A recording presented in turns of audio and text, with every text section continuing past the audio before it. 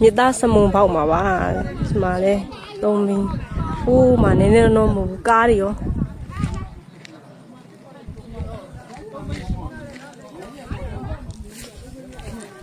မကြည့်အောင်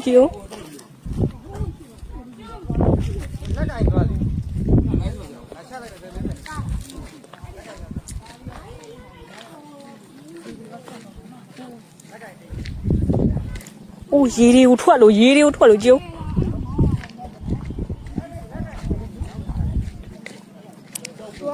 အောက်ထဲမှာမြေကြီးထားတဲ့အချိန်နဲ့ဒ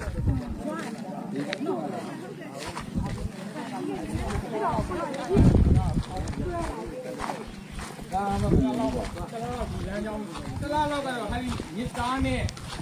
ပြင်ဒီလမ်းကြောင်းတော့ယာယီပြိတ်မှာပါလေဒီနေသားတော့လောက်နဲ့ဆင်ရမှာအနည်းဆုံးပြင်ဆင်ရမှာတရားကတော့ထိခိုက်မှုသိမ့်မရှိပြီမဲ့ဒီကျဲကြီးကြောင်းကြတော့အင်မတန်မှဟိုမှာကားကြီးဟုတ်ကားကိုဘက်ဆက်သွားလို့မရတော့ရတော့ဘူးကူးကြမှာတော့ခင်ဗျားတို့ထုတ်ကြည့်နေအဲ့ဒါကြီးကိုကားတစ်စီးမှာလဲကောက်သွားတာမဟုတ်ဘဲနဲ့ရှေ့ဘလို့